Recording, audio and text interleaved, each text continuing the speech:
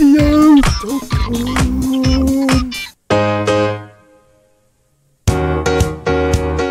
Welcome to the Biscuit Boy Show on SRB Radio with him, Idiot, Mrs Brown, and me, the Gabby Cabby, in association with Griffiths Clothing. Coming up we have tracks by Psychic Holiday, Chasing Dragons and a band called Jack, plus a whole lot more.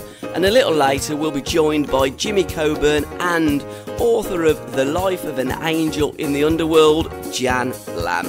But kicking us off we have the new one by Harold Melvin, The Blue Notes, featuring Jerry Cummings, It's the Other Part of Me.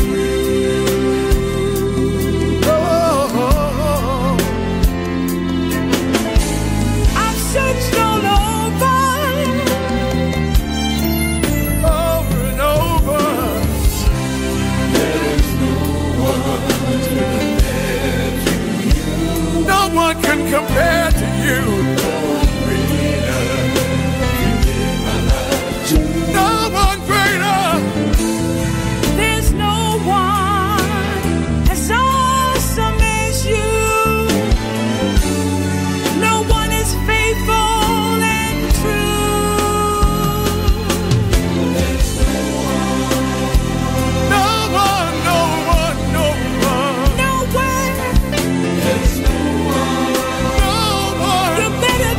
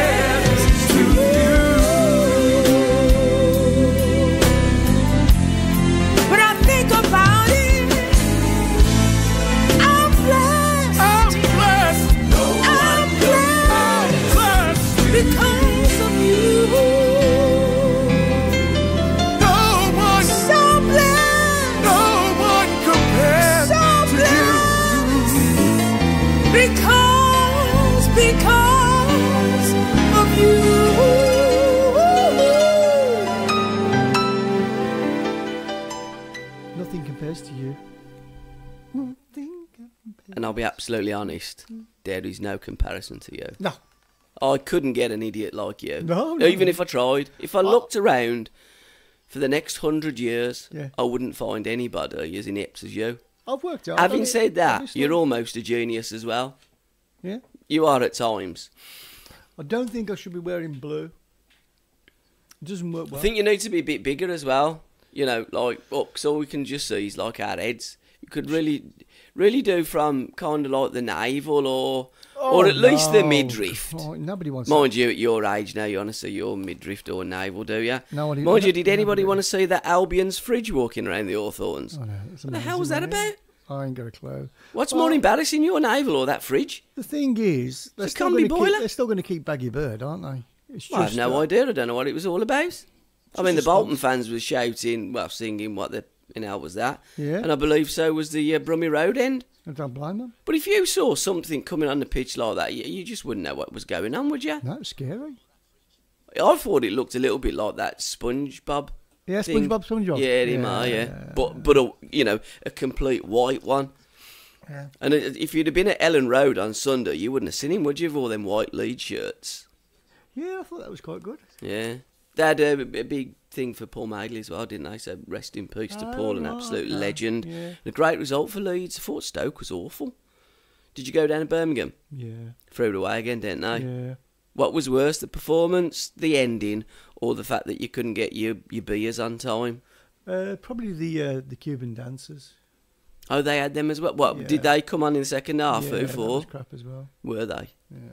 Well, I suppose what they're trying to do is get some entertainment value there for people at half time. What went on with the match day pass? That didn't seem as though it was a raving success. No. If you listen to last night's podcast, I know, I was listening to slight bits of it. Everything all about the matter. I don't want to go through all that. And good to see you back on Series 8, by the way. Yes. And while we're on the football front, Alan Hudson on the front cover of Duck magazine. Wonderful interview with the governor. Duck! We will be doing our next Hood at 50 show, part 5 in our series, our 10-part series. Yeah. I've had to make you a bit smaller because you keep Okay. touching me. On the 21st of August, all being well, I'm just interacting with Al now because he's just got back from Colorado, where his nipper, Anthony, he's managing Colorado Rapids, and they beat LA Galaxy. They halted their 9-game unbeaten run. Although Zlatan Ibrahimovic wasn't playing, it was still a fabulous result for Colorado Rapids, and we're going to be following Colorado's progress all season during the Biscuit Boys show. Yeah. Are you all right there? Yeah. What are you playing with? I want 6 of your likes in a bit, so bang a record on. Yeah. I'll have a think about that a bit. Come on, what you got next for me? Because we have got a lot to fit in. We've got Jimmy Coburn coming up a little bit later, and then we've got Jan Lamb talking about her book, An Angel in the Underworld, which sounds fantastic. This is a band called Jack and Biscuit. Hear the voices. Can you really hear them? Could you ever believe them? Do you really fear them? You can't stop the noises in your mind, in your mind.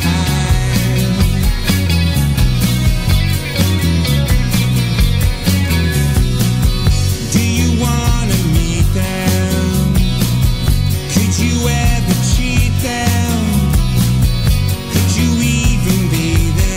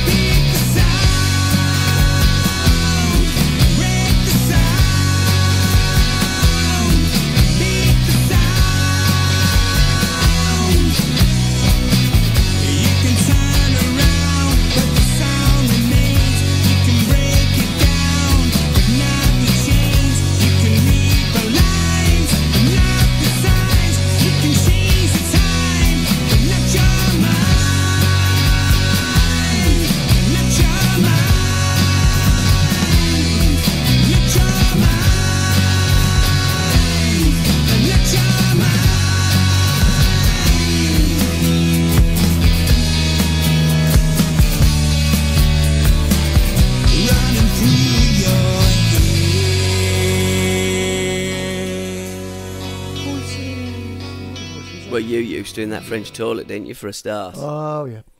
Mm. BBC journalist stuck on plane after a blunder by airport staff. I don't know what happens there. How'd you get stuck on a plane?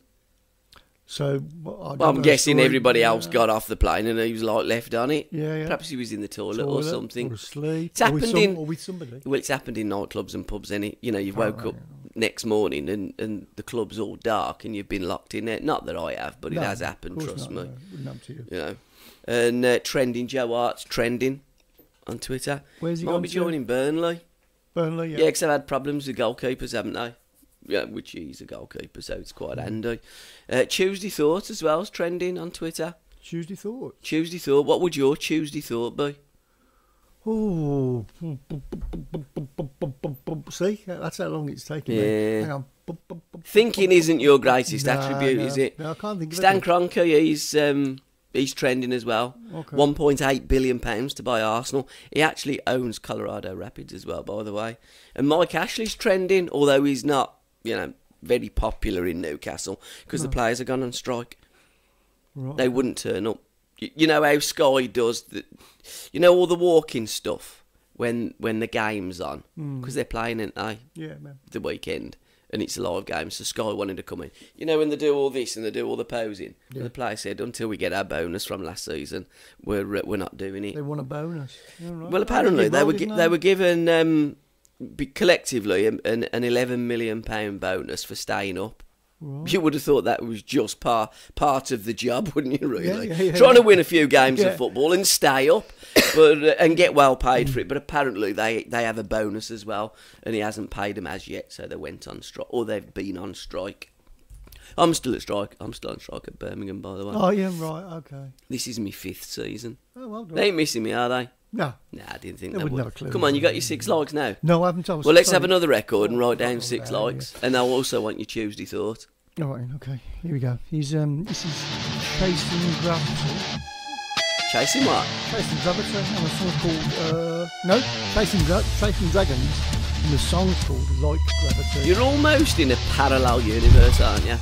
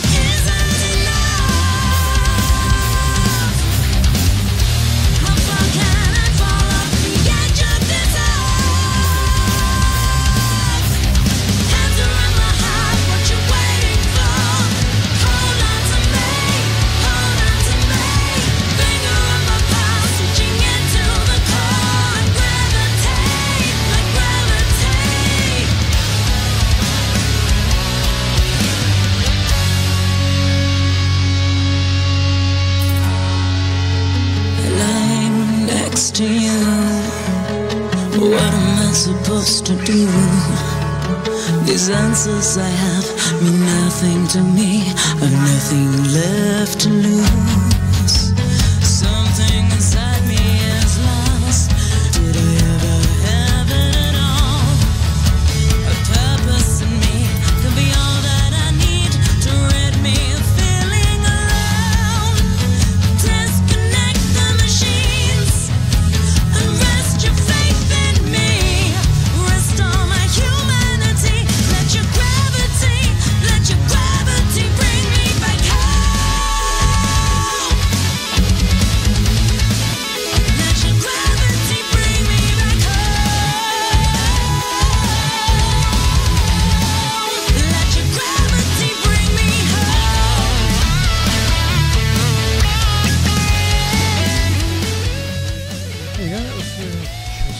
Have you ever chased any? No.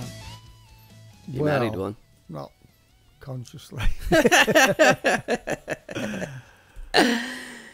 What do you reckon she looks like, that bird that sings that power ballad or ballad? The girl in Chasing Dragons. I bet she's got red hair. Yeah, I do as hair. well. Yeah, long, flowing. Yeah. Curly. How high do you reckon tall? Like, I bet she's tall. Yeah, I do. I bet she's tall. About 5'10", 5'11". Yeah, I bet she's tall. I bet she's got a long, flowing, reddy, purpley dress. Yeah. Eye heels. Eye heels, definitely. Yeah, Would ya? Yeah. She's probably got one black glove. Bit of a Michael Jackson theme going on there. Yeah. I don't think she'll wear a glove. Gothy type thing. I think you've described it. Good looking or... Yeah. Yeah. And I bet there's a bloke behind her with a guitar. He's all dressed in black. Yeah. Beard, You've and got him. He's got a flying V guitar. Yeah. Drummer. What do you reckon the drummer's like? Oh, absolutely stoned out of his mind. Yeah. Yeah, they're all mad, aren't they? How many in the band? Probably 4. Yeah. And it does sound quite 80s as well, don't it? Like Really, last yeah. week, it was like quite 80s, wasn't it? The sounds. Yeah. Have you got your 6, by the way, yet? Sorry, yep, okay. Oh, by the way, them was it 10 or 12 books that they disregarded from the Bible? It was 10, yeah. 10, yeah. 10, they just... Because you was watching that when I was walking in. You like things like that, I like don't you? historical things. Yeah. Yeah, like that. So why did they not put them in the Bible? Or they were in the Bible and they took them out of the Bible? Yeah. Why? They What took reason? them out in 1611. They didn't like them. Oh, okay. Didn't tell the true story. No. Or it did tell the true story and they didn't like the true Just wasn't story. interesting enough. Yeah. They just wanted to leave in the juicy bits. Do you know what kind of things were in them, Tim? Because how many books are in the Bible? I do, but I can't say anything else. I might be killed. Right, okay. How many books are actually in the Bible, do we know? So was it a lot of, Oh, there's loads. was there really? So it was only like a little bit there. Book of Well, there's lots of books Solomon, in there. Book of Brian and all that. Yeah, right, okay. Come on then, let's have your likes. I like people that don't indicate. I love the way they give me this sort of like game. When they're not indicated. Which way is he going to go? Left, he's going. Yeah. Yeah. Well done. Do you know when you're driving? Yeah. Like, are you one of these that's right up the tail end, or do you give the car in front? I drive sensibly. Yeah, well done. Yeah, obviously. Because I've always, since I've been a black cab driver, like I've always kind of like guessed what other people are trying to do. Yeah. It's a It's safer way. difficult, isn't it, at times? Yeah. It is. I like a flapjack. With chocolate on it, or without chocolate. Chocolate ones. Nuts in it, or without nuts. No. No, I agree there. Oh, flapjacks, lovely. Yeah. But the greasier, the better. Yeah. Yeah. Oh, yeah, it's got to be greasy. I know, because you do get dry flapjacks, don't you? I don't like them. Yeah. I like Birmingham Airport. Why? Vastly. Or is it in Birmingham? It's vastly. I have no idea what you're going on about. Vastly improved. I like... Vastly improved? Yeah, vastly. Vastly? It ain't vastly, mate. Can I just say vastly? It's improved. Can I say vastly? You can say what you like. It's your show, kind It's of. improved. I like the drop-off area. Do you enjoy paying a pound for it as well? No, Yeah. that one's £2 now, Well, there you go. but there's a free one. Where's that? They At built the a- old airport and got to walk down the country road? It's what, 5-minute walk. It's a new free one, Oh, okay. and they've built a cover so connecting to the airport. No, really good. Oh, right, okay. There you go. I'll check that out because I'm flying out of Birmingham in a few weeks' time. Okay, good. Come on, next. Embargoes. Yeah, like a transfer embargo. Yeah, just Do you like the reckon word. Bogues will come in, by the way? Pardon? Omar Bogle. Good lad, you know. I used to interview him almost every week on my old Moore show. Yeah. Good lad, good footballer, great ability and attitude, always smiling. We always had a laugh. And I hope that he does arrive at Birmingham and he does really, really well because I like the kid. Good stuff. Monster trucks with the big wheels. Do you like them? They're great, aren't they? But would you like to drive one? You never see one coming down the Coventry Road, though. Well, they're a bit big, aren't they? Yeah. Wrestling. It's back, innit? It's coming back. No, it's back, innit? It's back. Has it started? I believe so, yeah. Saturday afternoon, ain't it? 5 Well, I o'clock. was out this Saturday. I missed it. Well, and it was on in the pub, so I'm assuming it's back. Right. We went out to... It's not like American type wrestling, though, is No, it? it's English wrestling. English with, yeah. with the funny masks. We went out to stay in Warwick, right? We stayed in a hotel. I ain't going to say what one, you know. What? Well, Was it shit? Holiday Inn Express. No, it was really good actually. And service was really good. Yeah, we use them. Quite So we had a taxi to the Manor place. Yeah. 6 mile down the road where the event was taking place. Taxi, like 12 quid. I thought, 6 mile, about a tenner. About right, yeah. 12 quid, Yeah, not a problem. right. Coming back, couldn't get one for love nor money. Right, phoned up the hotel. They kindly ordered us a taxi. I don't know whether it was the same company, and I don't know who the company is, and I ain't going to name them. Have a guess how much? ATB. I have no idea who they are. Okay. I'd had a few sherbets as well. No. Have a guess how much the taxi journey cost on the way back. Bearing in mind, the taxi on the way out was £12. Okay. What time of night was it coming back there? It was about 1 o'clock in the morning. So there's no, there's no traffic, there's no cars, there's no nothing. I know the shaker goes a little bit balmy. Have a guess. I bet it was double. Hey? I bet it was double. It was 25 quid. Yeah. I said, mate, you're having a laugh, you're taking a piss. And he also turned right instead of turning left. Yeah. Because It it was like at 11 o'clock. Yeah. That's where it was from our hotel, 11 o'clock. Well, we come back at about 6:30. He's come down the A6. I've gone, mate, where you going? I said, you don't know where you go. Anyhow, cutting a long story short, give him 15 quid. I said, you can sing for the rest. You're a robbing. I ain't going to use industrial language. We had a right set to be fair. I said, mate, call the police if you want to. It was inside the hotel. And I said to the hotel, mate, I don't know why you use this company because they're a load of robbers. I mean, even Dick Turpin put a mask on. But I said, I haven't got a problem. Company? Or Yeah, was it just proper a black bloke cab. that was- Proper black cab. Oh, a black cab. Black cab Oh, with the meter going. Yeah. I mean, the meter was going. And I expected to probably pay about 18, 20 quid, for a 12 quid journey. But £25.90, and he's come from the opposite way to where the actual hotel is. So I've said, pal, I ain't paying you, and if you want to make a fuss, sing and dance, do so. I'm here till tomorrow afternoon, so if you want to call the old bill, call the old bill. No. But it all got settled. Did you get many taxis after 1 o'clock? No, look, I haven't got a problem with the taxi driver and taxis. I was one myself, Yeah. if you're going the right way. But when you... They do that? Well, just to bump the... well, price up? clearly he did, and he bumped it up an awful lot. But how could... I mean, at one point, I thought I was going to say to him, mate, you might as well drop us back home the way you've got here. Yeah. I mean, he's gone past the Hatton Locks. Hey? Exactly. It's like out there, down Hatton Way, on, was it a 4177 towards Solihull. You're not too far from the orange tree. Oh, God.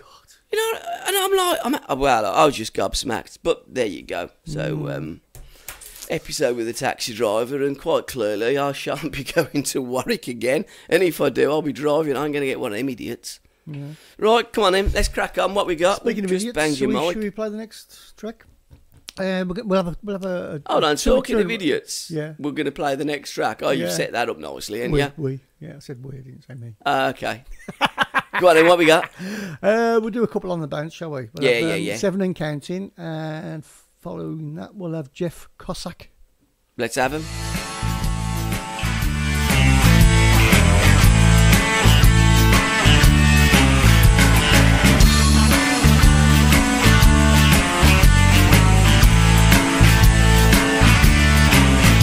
When you wake up in the morning, every color of your life is bright, and you wanna jump and dance with everybody in your sight. It makes you feel so fine, it makes you feel like you rule the time. It makes you feel so young.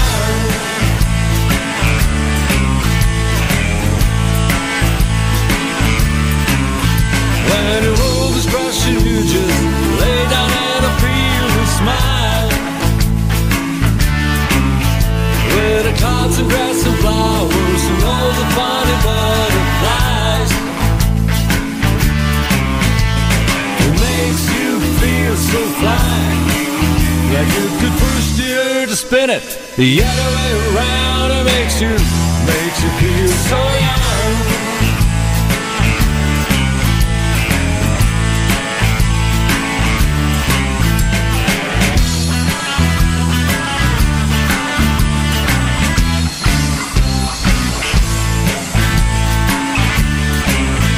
Just a moment with you, baby, and all my dreams come true.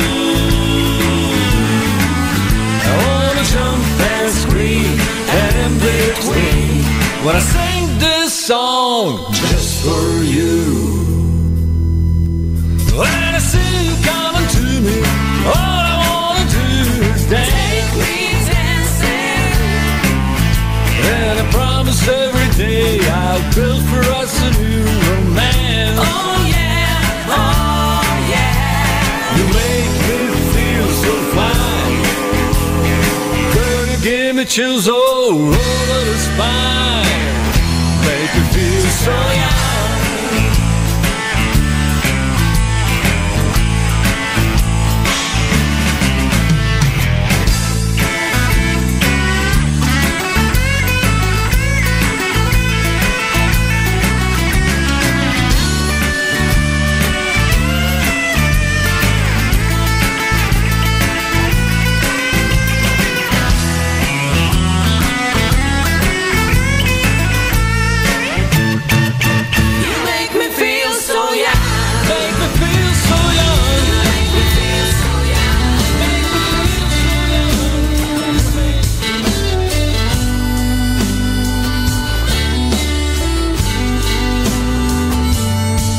Take a walk with me, and maybe we can talk a while. We don't have to go too far. We can get it done in just a mile. I know we don't agree on much. Everybody lives a different truth. So before we hit the road, I was thinking we might all trade shoes and walk a mile. I would do the same for you. You might see into my world why I believe the things I do. And maybe I might come to know a side of you I never knew. We would see with better eyes if we just trade shoes. I know we don't see eye to eye, and that we sing in different keys. We get used to hearing just one voice, but I believe in harmony. We all got a lot to learn, and maybe we might get a clue before we give up on each other. There's still something we could do.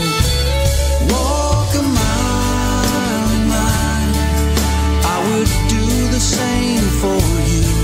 You might see into my world why I believe the things I do.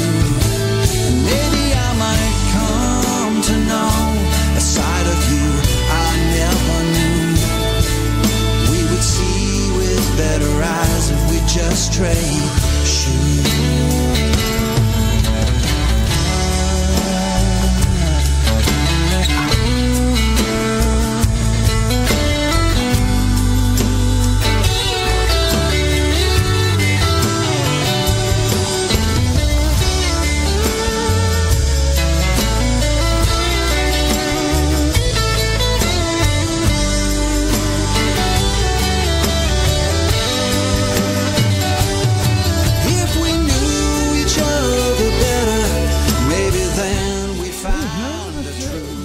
Unintentionally, really, but two country tracks on the bounce. We like a bit of country now and again, don't we? We like all genres, don't we? Except for some stuff. Yeah, we do play it.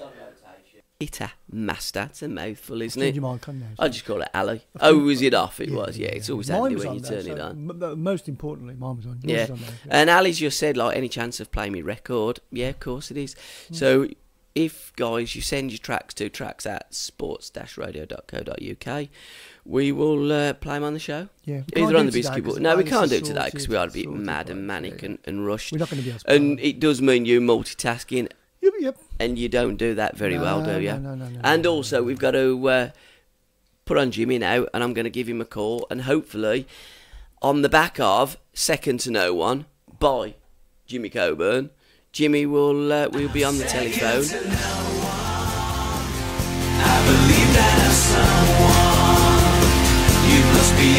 your head to say the things you said. I'm second to no one. Well, I can fly like an owl, or at the very least I can swim in the ocean of the 70s. I do all I want, the law of attraction tells me so. And while you're sinking in the sea of your misery, I'll fly like a bird and you'll always see. And everything I give you was mine. I'm second to no one. I believe that I'm someone. You must be out of your head to say the things you said. I'm second to no one.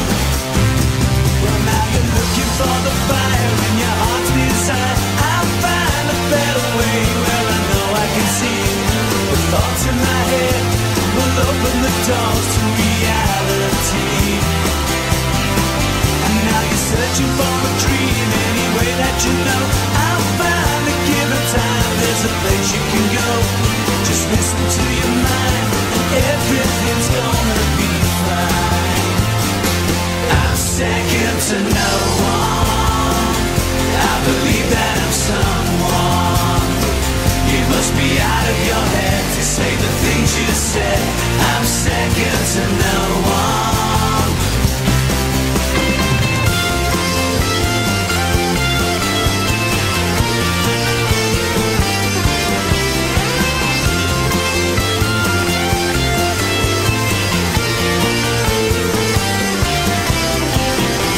You got a lot to learn if you think that you're inclined.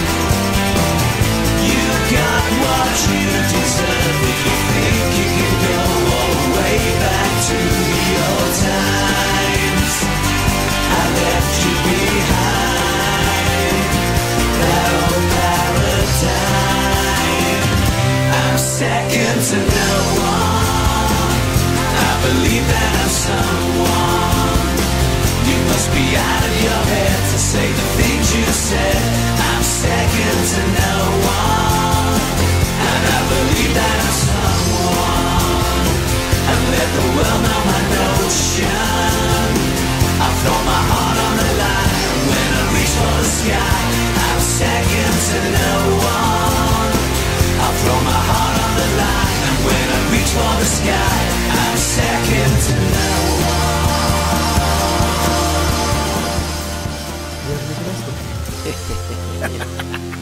Yeah, you just discovered how long an hour and a half is, haven't you? No, I've just discovered that the hour show has suddenly jumped up to an hour and a half. We've been doing an hour and a half now for a number of weeks on the That's Biscuit Boy Show. unintentionally, that is. You Hood keep at 50 is an hour looking back at Alan's career, and next show, episode 5, we'll be looking back at the Seattle years when he was in America. Dev, no holds barred, when we talk, current football and stuff and what have you. Dev, no holds barred, he's an hour show. Right, okay. The Biscuit Boys the is Biscuit Boys hour. He's an hour and a half. Right, I got it. And how stupid of me. I know, yeah. And James is just on the way back from town, so he sounds like he's in a wind tunnel at the moment. So we're going to play another record, and then we'll have Jimmy. What do you reckon about Dwight Gale? What about him? What do you reckon about him? What am I supposed to say? Well, like, what do you reckon about he? Dwight Gale? I knew you'd say that. You don't really like football, do you? Apart from if it's not Birmingham City. I don't like football. That's why I support Birmingham City. Dwight Gale has got... Rondon's gone from the Baggies to Newcastle. I know that, yeah. And Dwight Gale's gone the other way. Right. Who do you think's got the best value? Probably... Oh, that's difficult, really. I'd prefer Gale, if I'm honest. Yeah. I think he's a decent forward, I do. Right, okay. And I think in the Championship as well, I think he'll cause a lot of problems. Villa caused a few problems to all last night. Bet Nick was happy, wasn't he?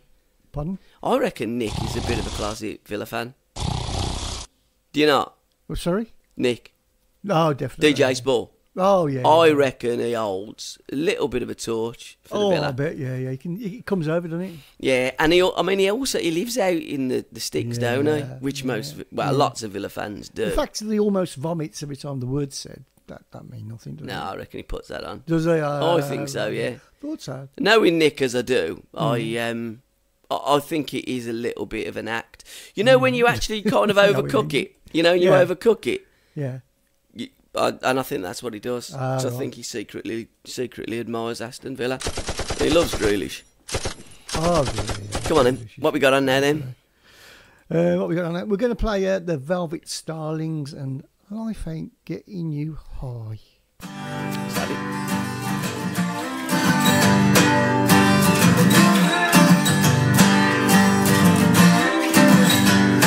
Life ain't getting you.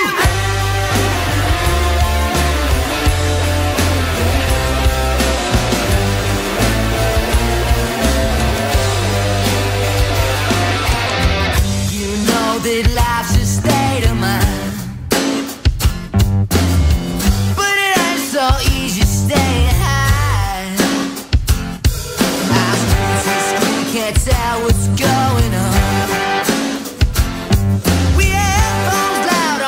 To the same old sound. You think you're working through your prime. You get to thinking that we're all just dying on the vine.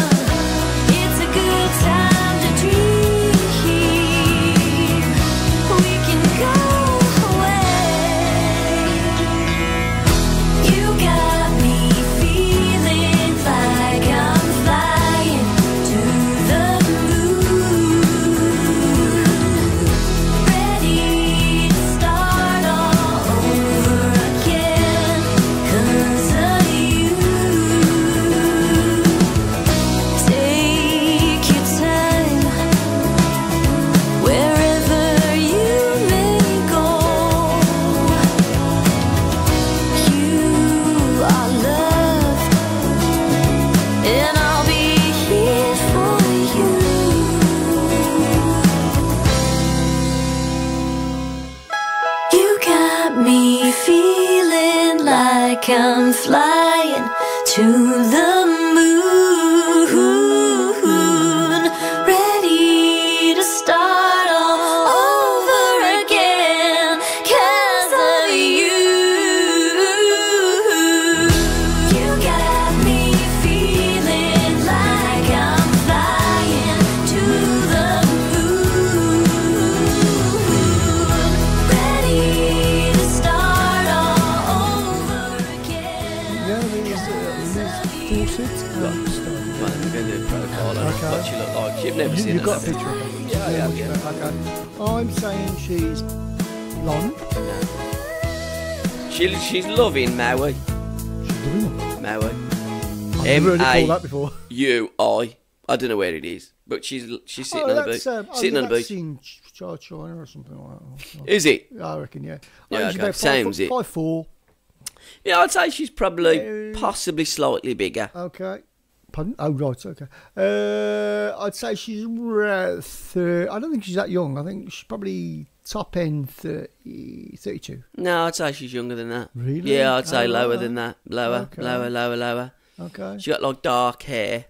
Sunglasses are in the sand there. Oh, right, so she won't be a chubber. I thought she might be a bit chubby, but no. No, she's not chubby. No, she's. I think it must have been Mark that sent the track over to tracks at Oh, okay. I'm just trying to build a psychological profile. because it's at Radio Indie Alliance. She's made the top Right, 10. Okay. Yeah. She's number 1 in one of the charts. Well, good. But that was with New Times, Hmm.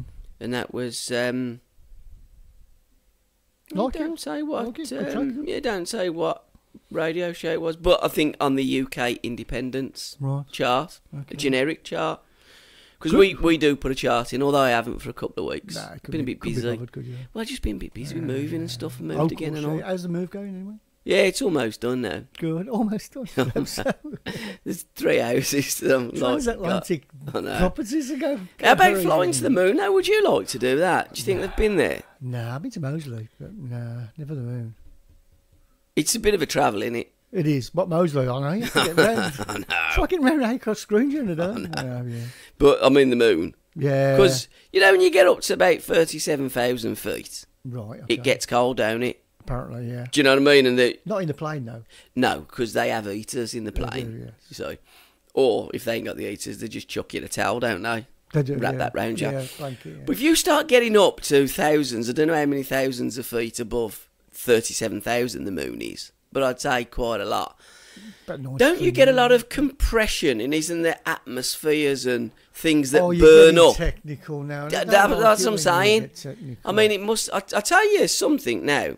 Flying to the moon is more difficult than it suggests on a song, Yeah. and then landing, and then as well That could be dodgy. taking off. Yeah, that could be even dodgier. You'd have to fasten your seatbelts for takeoff and a rocket, wouldn't you? Leaving the moon. Yeah.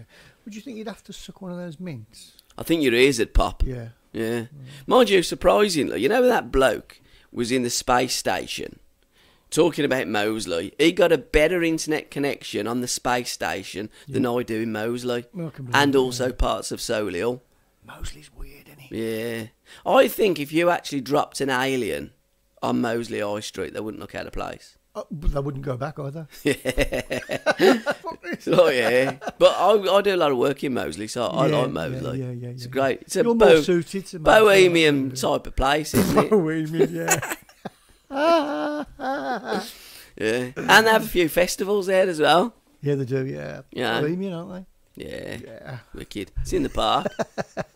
It's a great. Have you ever been Moseley Park? It's a private park. Yes, I know. cracking. Yeah, my daughter's... If you're a resident there, you know, you can have a key. Yeah, that's right, yeah. I've been in it, the dog. I clean the tennis. Yeah. You know, because they have tennis courts in the clubhouse now. I clean the clubhouse. In tennis balls. Yeah. No, there's lots of tennis balls in there, which you'd expect, wouldn't you, really, in the tennis club? Anyhow, I reckon Jimmy's going to be back home now, so do you know what? You ramble on a minute. Should I play a track? Or? No, just ramble, Sure, because you're okay. good at rambling. Oh, I can't And I'm ramble. going to just phone Jimmy up and see if he's out the wind tunnel yet. Yeah, he is. He's just said he is. Okay. So if you just give me seconds, and Jimmy's going to answer the phone. Okay. He went to see Paul McCartney the other week. That's right. He's having yeah, a cup of tea with Macca. Oh, God, blimey. Yeah. Like that, ain't they? Yeah, they're big pals. Like that. So, In fact, he's more of a pal of Macca than James Corden. okay. So Gabby's going to try and connect to our friend Jimmy Coburn. Well, that's the idea. And hopefully he should be on the line any second now. And it is better internet connection to Liverpool than it is to like the moon. Yeah. Although we've never actually called anyone on the moon. Okay, can you hear you? I can hear me. Is it ringing? I can't hear anything. No, I can't. Oh yeah, there's Jimmy. Jimmy, yeah, you're there. I can't hear Jimmy very well. Now this is where you need to step up to the plate and touch a few buttons. Is he speaking? Jimmy, are you there, mate? Jimmy's there, but I can't hear him. You better do your job properly and don't look at me pretty vacant. James, I think I can hear you now. Yeah. Ah, legend. See, when you pick someone to work with, or if you was going to pick someone to work with, ordinarily it wouldn't be this idiot that I work with. You know what I'm saying, Jimmy? Trying to get professional staff and people that know what they're doing. You pick on you, does he, Chris? It gives me that vacant look. You know, when like I've kind of like moved house in the last couple of months. Yeah. We've got 3 houses in the street that we've actually kind of like lived in the last 3 months. So my cats look at me in the same way that Chris looks at me at times, with a completely puzzled look. But he's got there, just press the right button. How you doing anyhow, mate? How's things? Not too bad, mate. Are you alright? Yeah, how's your pal Macca? Because you're closer to Macca than James Corden is at the minute, ain't you? Yeah, it was great seeing him again, like, after all these years, you know. Seen him quite a few times now, but that was the best because it was so close up, you know. Now, you actually had a cup of tea with him a few weeks ago as well, before the gig at the Cavern. So, talk us through that first introduction to... I was just winding everyone up. Are you joking? I'll put it all on Facebook. He was having a cup of tea with Macca. But to be honest with you, I joked about it, and then it got out, and then I just left it as a truth in the end. You know what I mean? So it wasn't true. No, it wasn't true.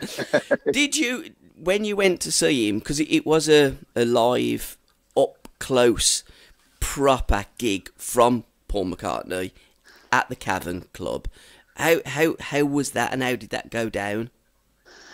Well, it was different from his normal shows, because when you go to see him in like an arena situation, it's a different setup. Like, he'll kind of stick to the same show, and obviously say the same things after songs, because that's what it is. It's a show, isn't it? But in the Cavern, he's a little bit more sort of personal, with people having a laugh and a joke. You know what I mean? So it was better because it was more intimate. And how many people was there? Because he seemed to get a little bit peeved that the camera phones were going. And it's like, put them down. You're here to watch me. I'm one of the Beatles. I'm home. This is where it all started. Let's have a proper gig. Yeah, that's it. I think that's the way he wanted it, just to be like the old days, the way the Cavern used to be. So I think that's why he told a lot of people to put the phones away, which is... it's probably right, really, isn't it? You want to remember it rather than be filming it. Exactly. Yeah. Now, with the Cavern, you are John Lennon in the Cavern Club Beatles. How's that going, firstly? And did you manage to get a few words with Paul McCartney? Because I know that Jeff, Paul's former publicist, is a massive fan of you, and it's about time that you actually had a cup of coffee and sat down together, and he listened to a couple of your tracks, because your music is as good as anything that I've ever heard, mate. Oh, brilliant. Nice one, guy. Well, we didn't actually meet Paul after the show. It was roasting hot in the Cavern, and you could tell the band were, because the atmosphere was brilliant, and then he just sort of left after that, and straight off, he was driving, wasn't he? So he left. He didn't really hang around, but he was great with the fans and great with the audience, interacting with them and that. So it was more like that, really. But it was unbelievable. One of the best gigs I've been to. But not one of the best gigs that's been at the Cavern, because you guys bang it every other Friday evening in Liverpool? Now we do every Friday and Saturday, and now we're doing Sundays right up until the last week in August. Yeah. So and it's really been busy every single night. Been fantastic. And really, when you're looking at it in all seriousness, the Cavern must be the most iconic club. That I guess that and the 100 Club in London. Yeah. Well, that's what people say. It's probably the most famous club in the world. That's the tagline they've got on it. So obviously with the Beatles playing there and many others, the Rolling Stones, every huge band's played there at some point in the 60s. And how's Jimmy Coburn going? What's on the horizon? I know Waterloo Key has been released. It's your debut album. It's not been released yet on vinyl, but you've got plans to release it on vinyl. At what stage are you now, Jimmy? Well, it's all finished. The vinyls have been ordered. CDs are going to be ordered this week. So normally with vinyls, they can take 8 weeks to get them processed and made. So by the time that time comes, I'm going to do a launch night in the Cavern, probably around about mid-October, and then launch the vinyl properly then and put it on iTunes and Spotify and the rest of it in the same format. Because when I did put it out there, it was kind of unfinished, in December. But obviously I wanted to combine that with the BBC show I'd done to get some interest in it, which was great. But now there's extra songs, extra tracks. It's been remixed brilliantly and mastered. So this is the proper launch of it now. Now, have you done anything to Outside My Window and Gotta Go Home, or have you just left those tracks as they were?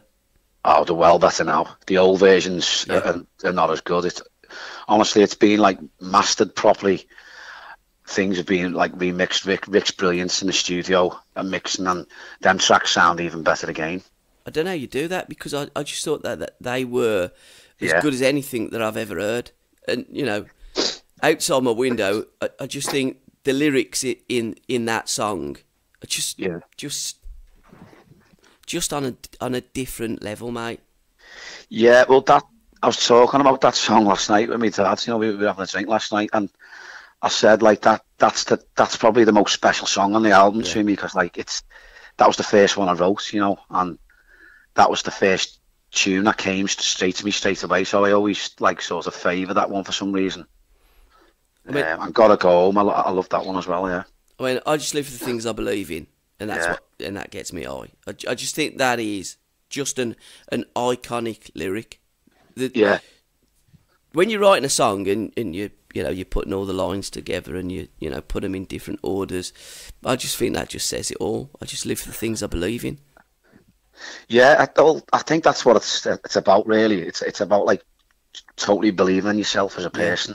No matter what anyone thinks, and I think that's why it's special to me, because it's just about what you're thinking in your mind, and putting it out there. You believe in yourself, and that's it, regardless of what anything life throws at you.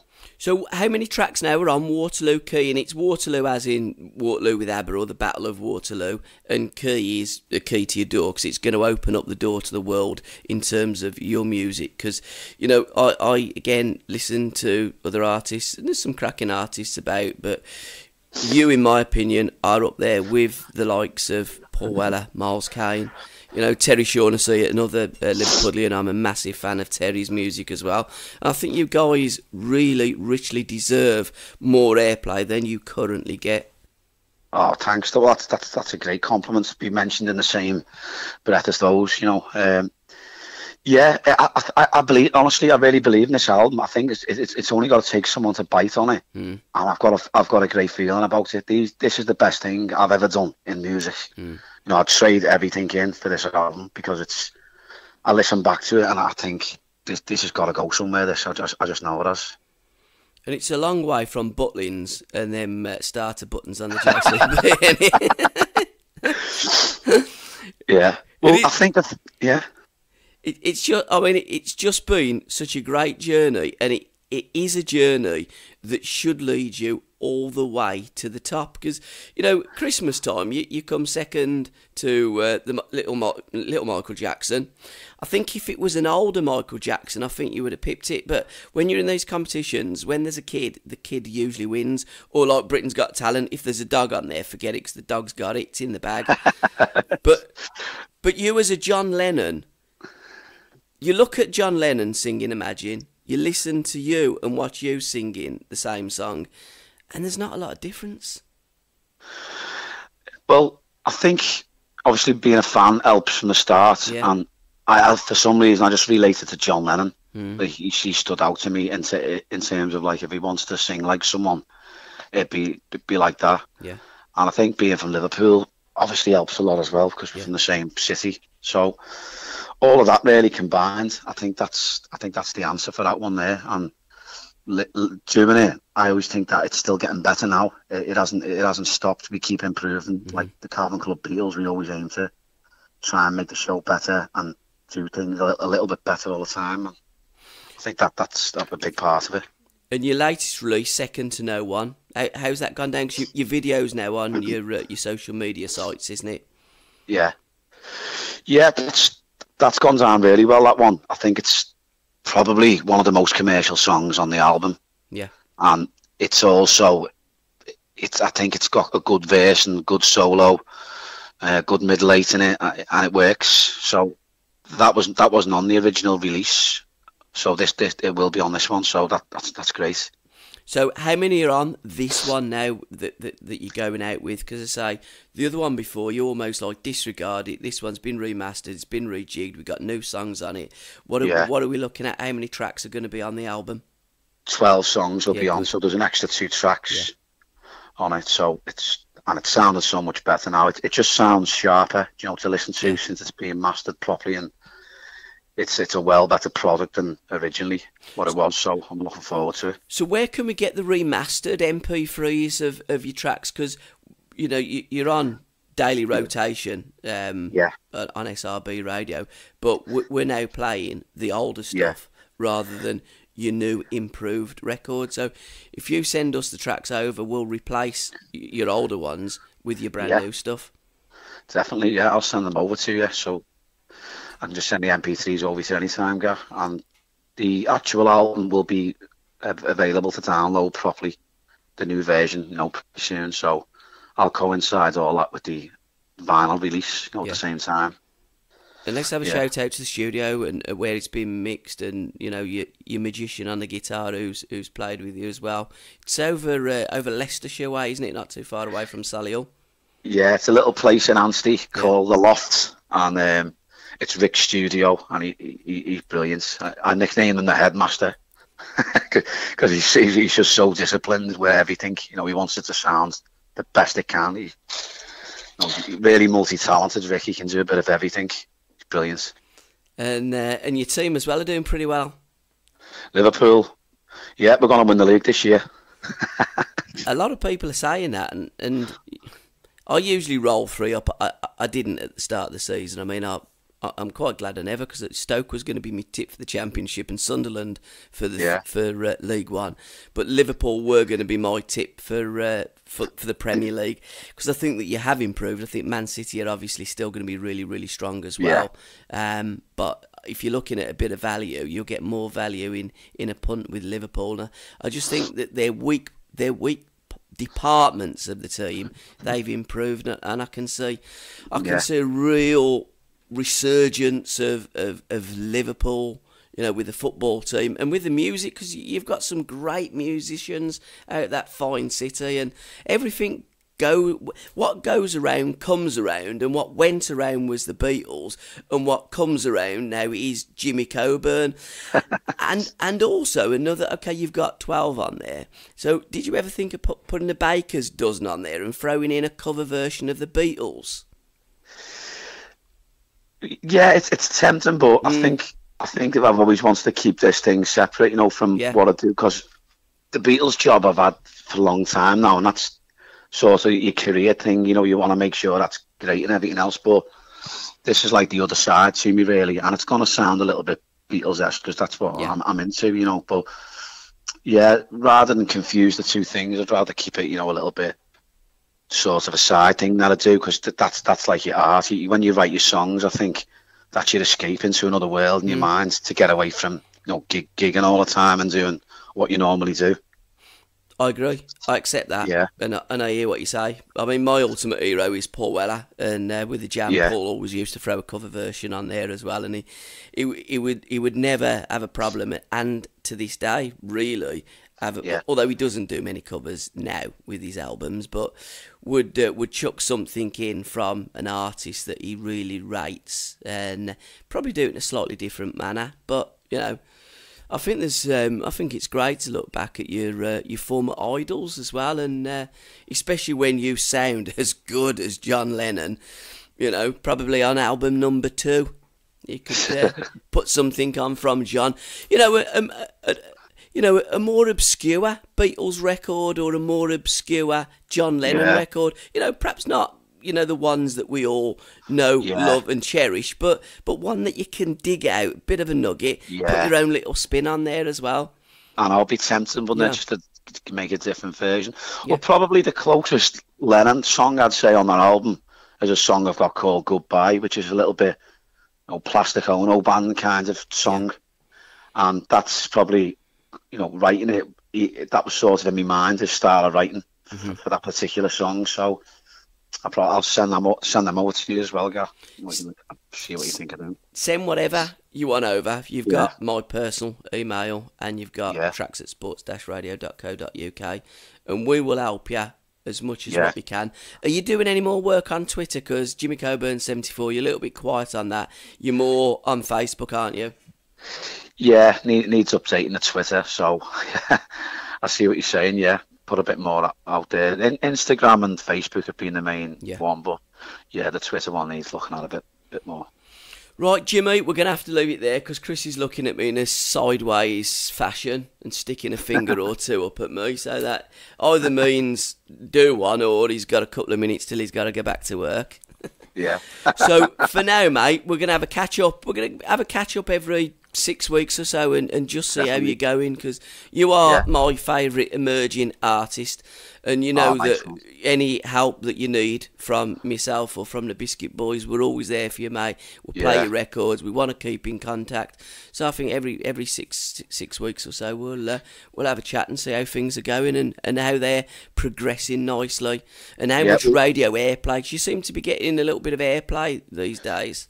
Yeah, well, you and Chris have been brilliant pushing the stuff for me, so, you know, I'm really grateful for that. And Jeff Baker, Billy Butler, really played everything, and the support's been unbelievable for it. So I'd say it goes out saying, you know, you guys have been in my corner, so that, you know, I think that helps. And your sister's doing a great job, as she always does. Jules is superb. Yeah, she's a good promoter. Yeah, and when you need a manager, that's where you want to go for your manager, mate, because you want to get someone that cares about you. Someone with a bit of passion. Exactly, that's what you need. Right then, Jimmy, we'll leave it there, mate, and we'll speak to you soon, and wish you all the very best, pal. Nice one. Cheers, Gav. Cheers, Mucka. Ta-ra, mate. Ta-ra, mate.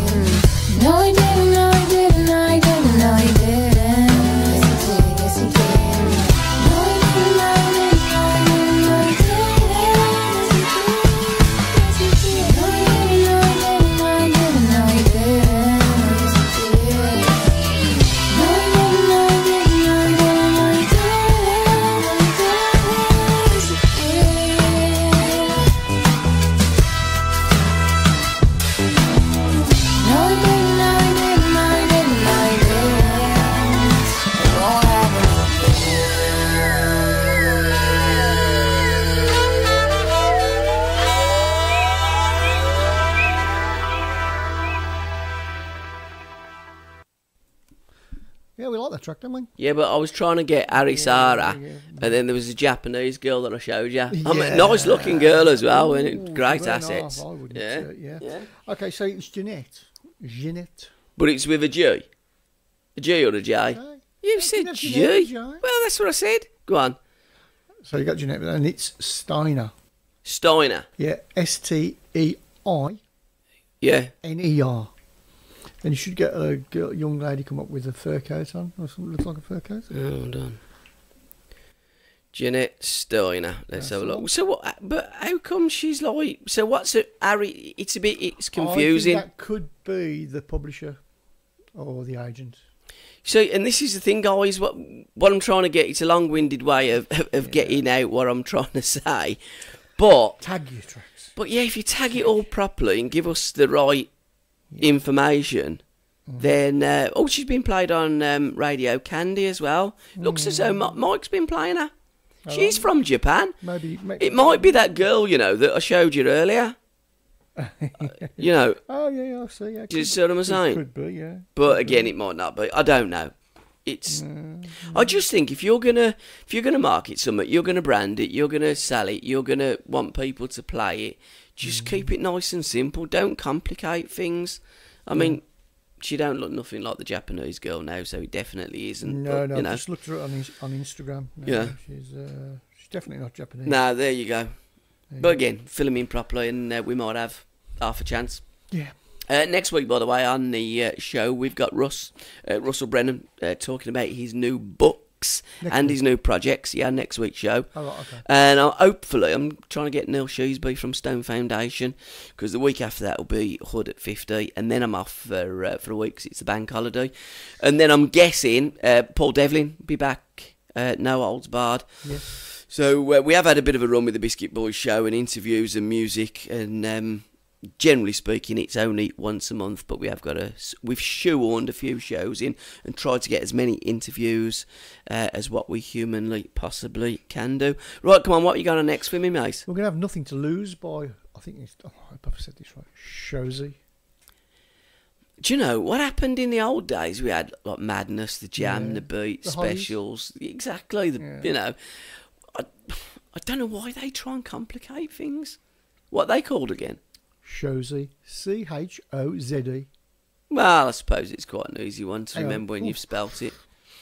Itchy nose. Let's have them Chozy. Here we go then. Chozy rather than shows, isn't it? It's a ch rather than a sh.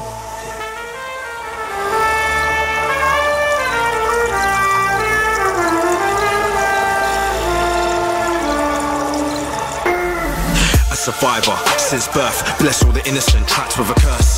No real opportunities given, which turns our happiness into hurt. Burnt in the brain, torn in the soul. Confidence dies, critical shrugs, but watch no face, cause we're chosen to wipe out any negativity. So no, my words to you, I write for you. It's strange when we spaz for a clear review. It's a must that we read before dreams. Living in these streets, we ain't got nothing to lose. My words to you, I write for you. It's strange when we spaz for a clear review. It's a must that we read before dreams. Living in these streets, we ain't got nothing to lose. Survival of the illest, like medical patients, hiding in trenches, avoiding sledgehammers of abuse. Whether it's the snakes or the boys in blue, kicking off the hinges, strapped with a Mac for the riches, searching for their bonus points, like they wanna marry these O's in a place where fucks don't propose. Instead they wanna throw those elbows against us pirates like Sparrow, leading the whole team to get jacked with an incentive to feed their wolf pack, scavenging all types of plates, whether it's a 2 in a queue or raw steak, but never did the research properly. Like us brothers won't show no mercy, cause World War III's on the rise, whether in Paris or SW9, and the looting demonstration was a sign so clearly. Now we can never be blind or deaf when we hear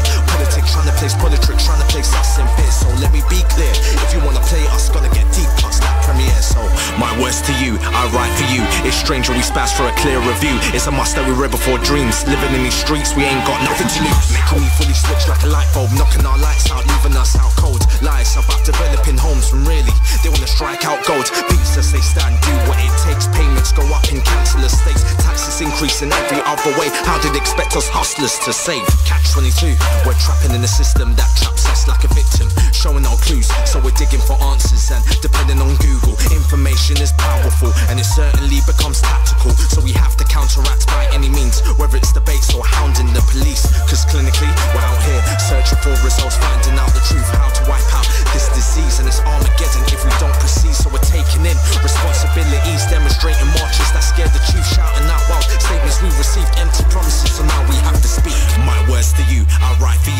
stranger, we spaz for a clear review. It's a must that we read before dreams. Living in these streets, we ain't got nothing to lose. Too much hate, not enough love. Consequences we suffer, acting tough, showing no remorse. We'll eventually test our egos and calling out our bluffs. Like a game of casino war, we know who's flaky and who can settle the score. Even at a point where it really comes to showing their cards when they witness the 4-4. An addiction that they crave for. Wanna be bad man straight down to the core. But when you're in the box, flies and tops around the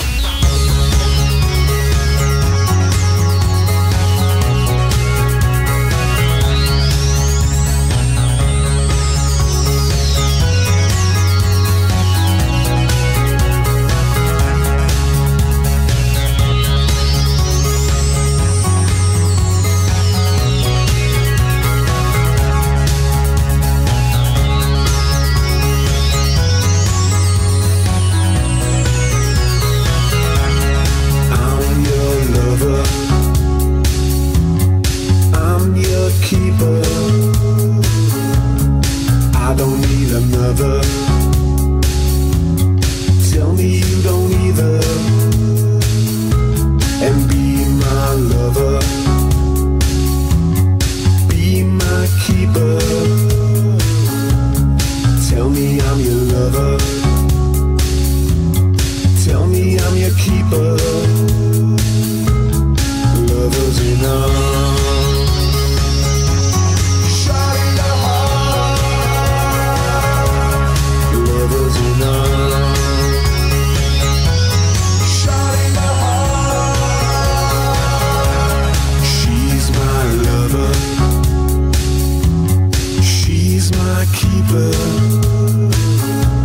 There'll never be another to seek the way I seek her, 'cause I'm her lover, I'm her keeper. Tell me I'm your lover, tell me I'm your keeper. Lovers enough.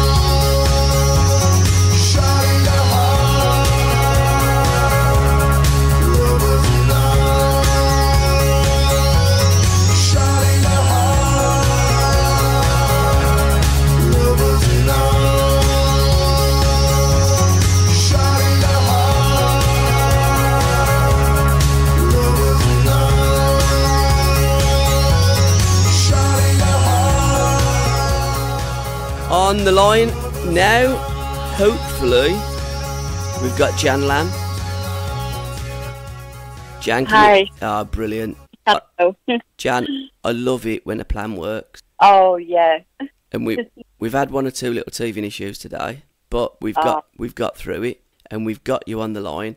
Chris, could you give Jan a little bit more voice, please? Would there be any? How's that now, Jan? You okay? Yes, that's fine. That's fantastic, and you're a bit louder and clearer. Right now, we're going to talk about your new book. It's called The Life of an Angel in the Underworld. So the title sounds fantastic. The book cover looks fantastic. It's published by our great mate, Lewis Griffiths. And you've got a book launch shortly in the iconic venue, the Water Rats in London. That's right, on the 19th of August. So everything's looking up for you. Yeah, for the book. Has been brilliant. You've also got an autobiography on the back burner, which will be probably coming out springtime or next summer. But first, we're going to be talking about, because we're going to catch up with your autobiography when that's released. But we're here to talk about your current book. But we're going to dabble into a little bit of where you're from, as we're telling this story of the life of an angel in the underworld. So where did it start for you? Where did you grow up, Jan? I grew up in North Devon in a place called Biscuit, just outside Barnstable. Mm-hmm. Now, I'm guessing that you didn't live down there all of your life. At some stage of your life, you must have travelled up, got a job in London, because that's where you met these different characters that you're bringing to life in your book, because sadly some have passed away, some are still alive, and you're telling their story through your eyes. Is that the way that the book has been written? Sort of, yeah. It's about the people that I knew, and that's it, really. Yeah. Now, again, I'm guessing that there's many chapters, and each of the characters, because I don't like to call them gangsters, because, you know, I think that's a little bit disrespectful. These are normal people that did things slightly different to what we did, you know. But they're either they're your friends or they're your acquaintances, and your life in that underworld was a completely different life to what we've had going to pubs and clubs in Birmingham, because back in the 60s, in the day, your first dealing with Ronnie and Reggie, they wouldn't let you in their club, would they? No, because what happened was when I was 16, I got a job as a children's nanny in London, and a friend of mine and myself, we decided to get all dressed up and go dancing. We tried to get into this club, but there were 2 blocks walking out the door at the time, and they said, "You can't come in here." And we said, "Well, we're going in dancing." I said, "Not in this club, you're not old enough."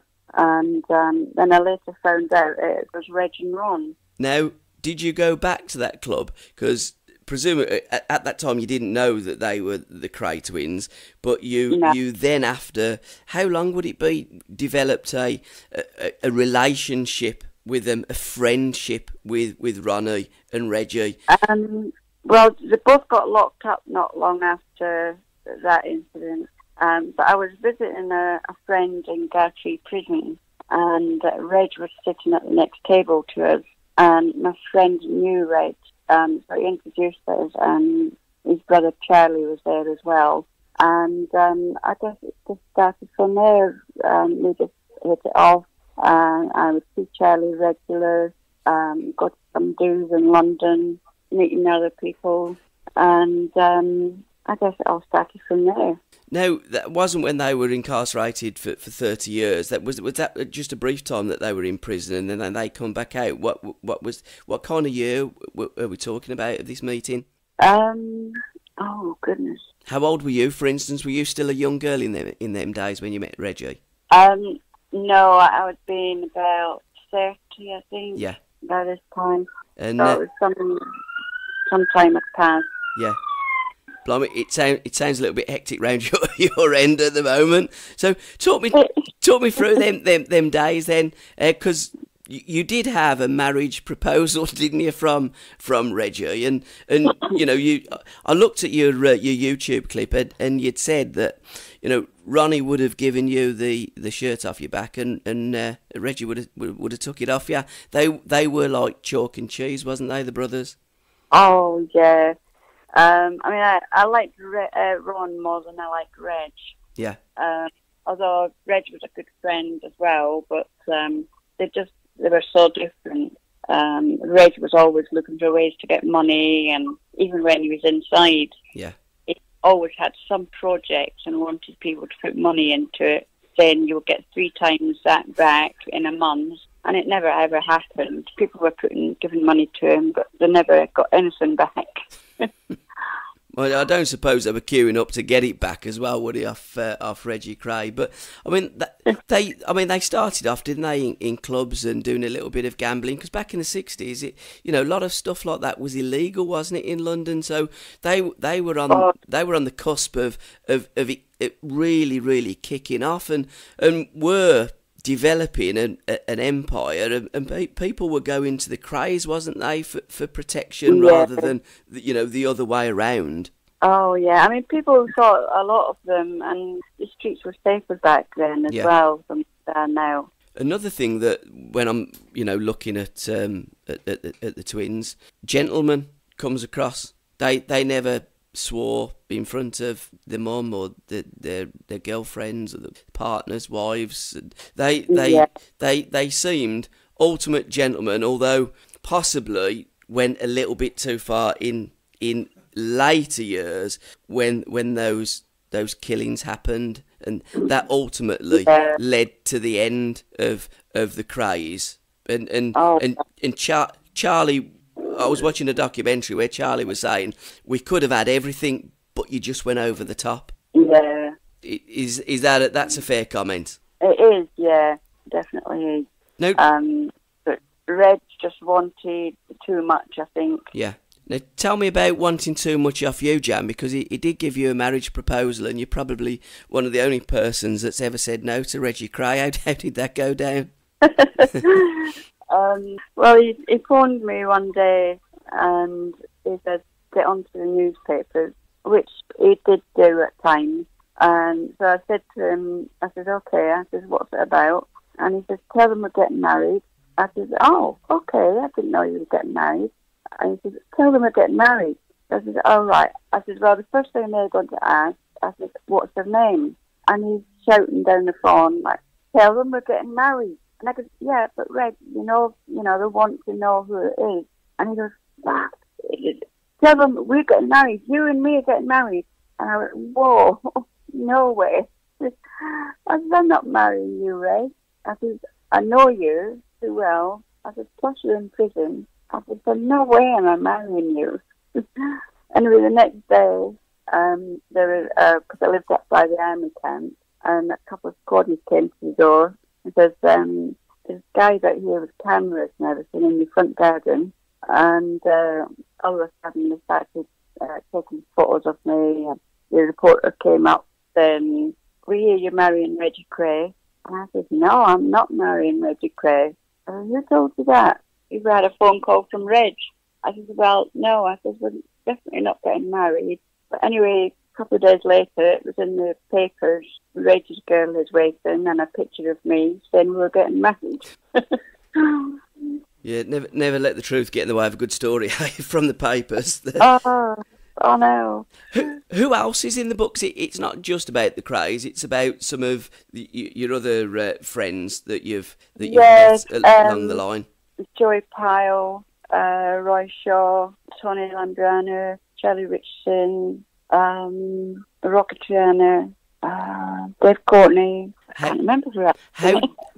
How do their stories differ from the Crays? Because lots of these guys, in the 60s, they were associates of, wasn't they? Or they certainly knew each other and, used to, go round the same venues, as so to speak. So, in what way have you wrote about the other guys? Because that they were all different, but very similar in the way that they conducted themselves, wasn't they?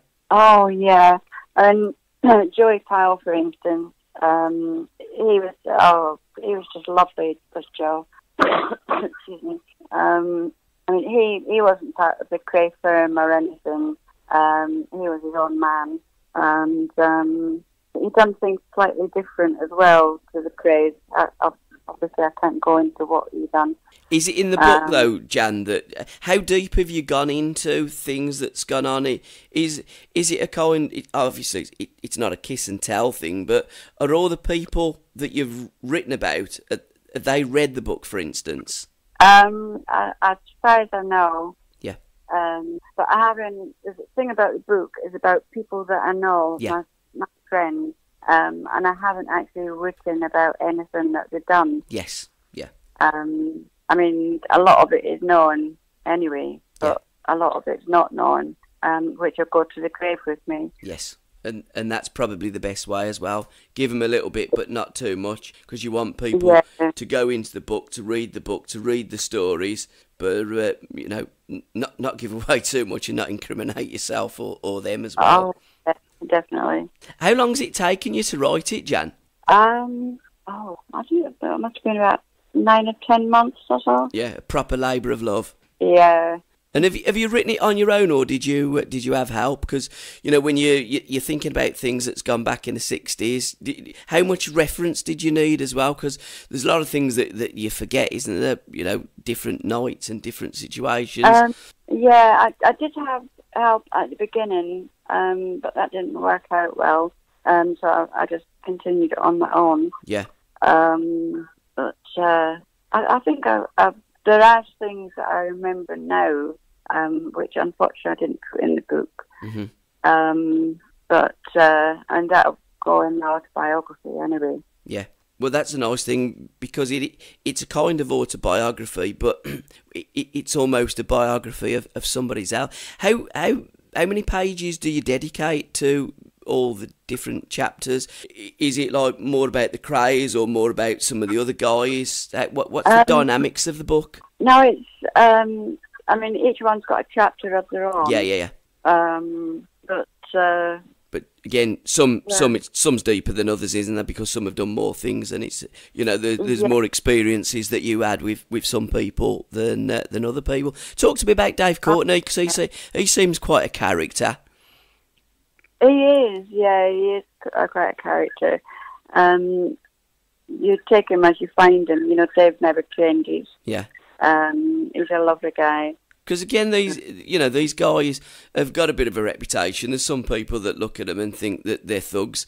Some people that look at them and think that they're gentlemen and they're nice people. And I always look at people like that, similar to like the old firms of in 70s and 80s of football firms, where they wouldn't necessarily go after others that aren't of a similar ilk. So they don't go looking for trouble, but.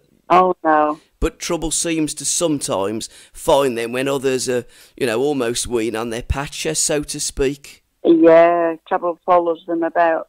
Well, I think it does with reputations. Yeah. But Dave comes across as a cuddly old nice geezer. He's always got a smile on his face, hasn't he, Mr. Courtney? Yeah, he has.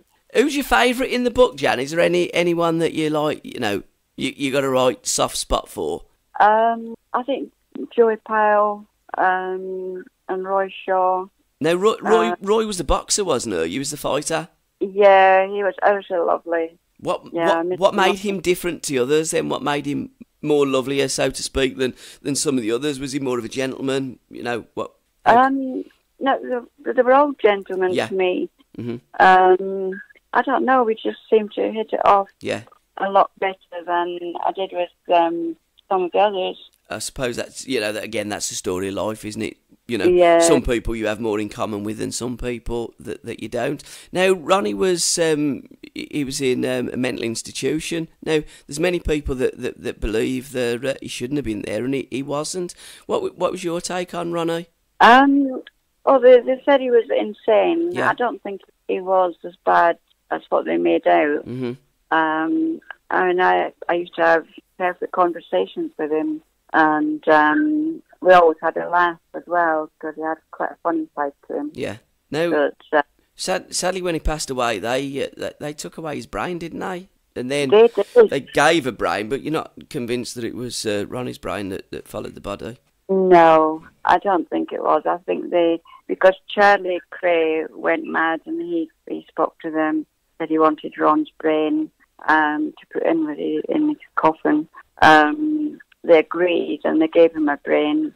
But I said to Charlie, it could be anyone's brain. How do we know it's Ron's?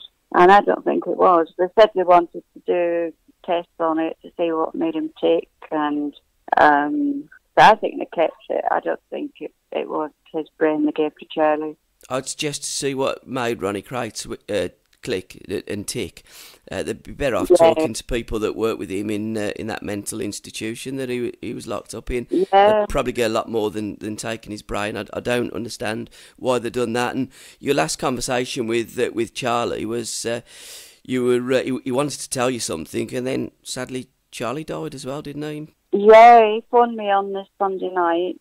I was supposed to go down on the Tuesday to see him, and he phoned me just to make sure I was going down. He had something really important to tell me. On Monday, I got a phone call from Di Cray then Charlie had been rushed into St Mary's Hospital, and she would phone me when she found out what was going on. And the next call I got from her was telling me Charlie had died. And yet on the Sunday, on the phone, he was just his normal, cheerful self. Again, that's another book in itself, isn't it? Oh, yeah. So that's your autobiography following this book, The Life of an Angel in the Underworld, and what happened to Charlie Cray as well. I think that would be a bestseller. Yeah. Can I thank you so much, Jan, for your time, and wish you all the very best going forward with the book. We'll hook up again when your autobiography comes out. What's the easiest way to obtain it, to buy it, to purchase it? How are you selling it, Jan? It is available in some of the shops. Yeah. But people can go on to www.janlam.co.uk and order it from there. And if they didn't quite catch that, it's all the w's.janlam.co.uk, or just Google Jan Lam. Now on Facebook, your icon's a car, a red car. Where did that come about? Because I look at that and think, why has Jan got a car? Whose car is it? It's mine. Oh, okay. I wonder if it might have been one of the Cray's getaway cars. I love it because it's a convertible and I can get the hood down in this weather. And with the summer that we've had, Jan, I'm guessing you've had that hood down a few days. Oh, yeah. Every day I'm out in it, the hood's down. Been the best since 1976, and I think, what is it today? Going to be about 33 down your end today. Yeah. Wonderful. Well, enjoy the sun, enjoy the book launch. Say hello to our mate Lewis. I have said I'm going to come down and see all you guys in London one of these days. Yeah. And can I, as I say, wish you all the very best. Thank you so much. And God bless you all. Thank you very much for having me. Lovely. Thanks, Jan. Thank you. Bye for now. Bye, bye, bye.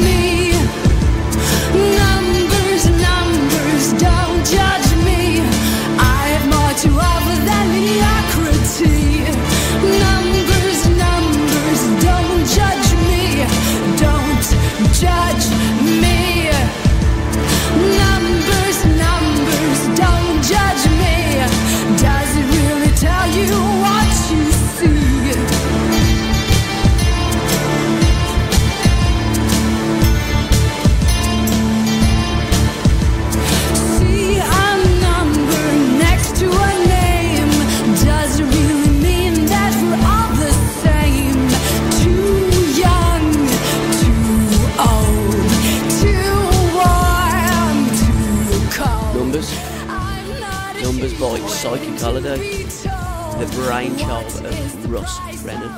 Don't forget to see that's for creativity, and we're going to be catching up with Russell next week on the Biscuit Boys show, so join us from 10:30 till 12, although we have slightly run over, haven't we? Oh, well, you know, that's the way it goes. So it's time to say thanks for listening, watching, good night, God bless. Good night.